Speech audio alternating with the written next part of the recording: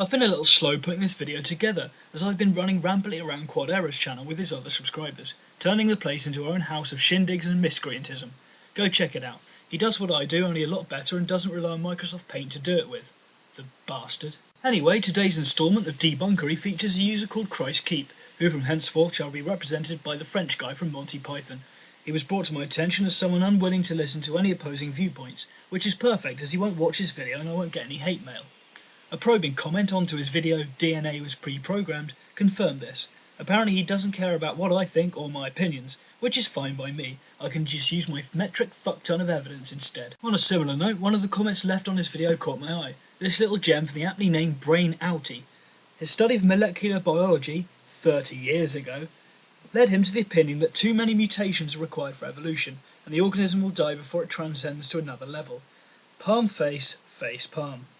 I won't bother saying anything further on it, other than how monumentally stupid it is. Now back to Chrstkeep and his video. Take it away.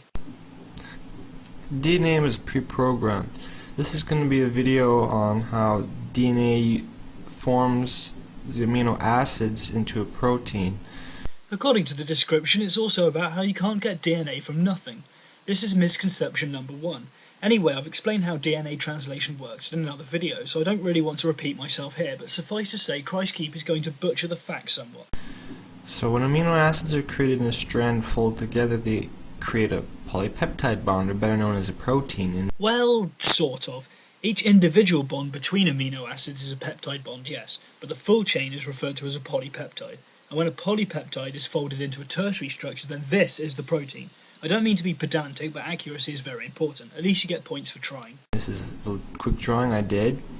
So each one of the different colored pieces would be an amino acid, and they would they would fold, and then you have your protein. There are 20 amino acids that are used for protein chains. Correct. The differentiating shapes of various proteins allow them to catalyze or activate reactions in the cells. And if amino acids don't arrange exactly, they will get destroyed in this cell. It must be perfect. So there's no trial and error with amino acids. They have to be exact. Oops, wrong. While there are mechanisms that degrade misfolded or damaged proteins, they are not 100% reliable. Also, these mechanisms don't apply instantly and can take days. Basically, they're there to prevent the accumulation of these proteins. This paper, by the way, can be found for free on Google Scholar. You just have to look at the amount of diseases caused by the accumulation of misfolded proteins, known as proteopathies. These include both Alzheimer's and Parkinson's. So biochemical predestination, and no, this is not about John Calvin. LOL. So Dean Kenyon wrote this book, and he was trying to explain that the amino acids simply were attracted chemically and then could form proteins. And so here's an excerpt from the book. Life might have been biochemically predestined by the properties of attraction that exist between its chemical parts, particularly between amino acids and proteins.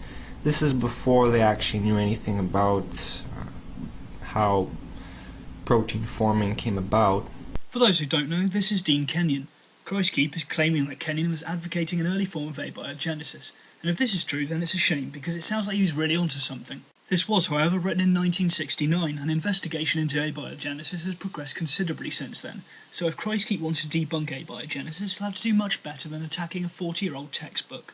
So Kenyon proposed that the mere chemical qualities of the amino acids caused them to come together. This meant that the attraction of the amino acids would be inevitable, and you could have the first cell's life with no divine creator, just chemistry. How convenient, eh? If by convenient you mean, oh no, it conflicts with my religious dogma, then yes, convenient. Unfortunately, any abiogenesis or evolutionary ideas put forwards have never been convenient answers precisely because of religious dogma sticking its ugly nose where it isn't wanted. So how would the first proteins be formed without DNA? Amino acids are, by which he means proteins, not formed by simple chemical reactions. As it later found out, DNA stores the specific amino acid sequences required to form particular proteins. Amino acids cannot self-assemble.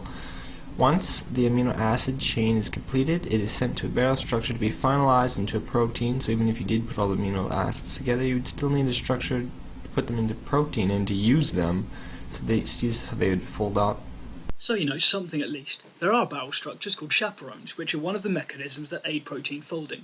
However, the point of evolution is that this mechanism itself evolved in early cells, and in fact numerous experiments have shown that amino acid chains can be formed without DNA or any other cellular process.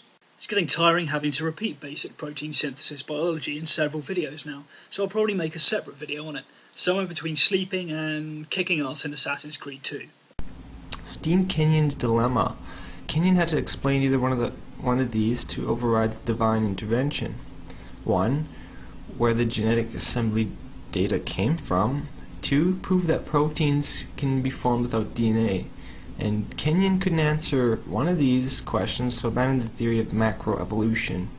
And actually, I believe he did rewrite another textbook later on, but all the schools banned it, and they still continue to use this faulty book. Indeed, Dean Kenyon refused the bacon sandwich of the scientific method in favour of his new book, of Pandas and People. Although pandas are herbivores, this one still bit him on the arse, as the Kitzmiller vs Dover trial showed how it's just an effortless rehash of creationist garbage. It's an olfaxum at its finest. So where did DNA come from for the amino acid? Unless it's a magician pulling it out of a hat, the only explanation is God. I'm a fire in my God! Because you can't. It is data, it is information. You cannot create it from nothing. And so it's kind of like a computer here.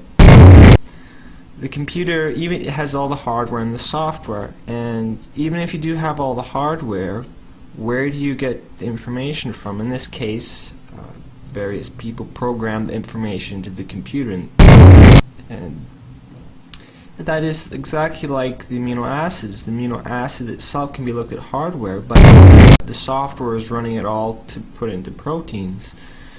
And so I hope this clears up a few misconceptions. No, it doesn't clear up a few misconceptions. You've just created a whole bloody menagerie of all new IQ-diminishing, point-missing, science-failing, laser-inducing creationist bullcrap. Your argument is simply if a wizard didn't pull it out of a hat, then God must have pulled it out of his arse. If you can't see any inconsistency with that kind of reasoning, then frankly, Chrstkeep, you're beyond help.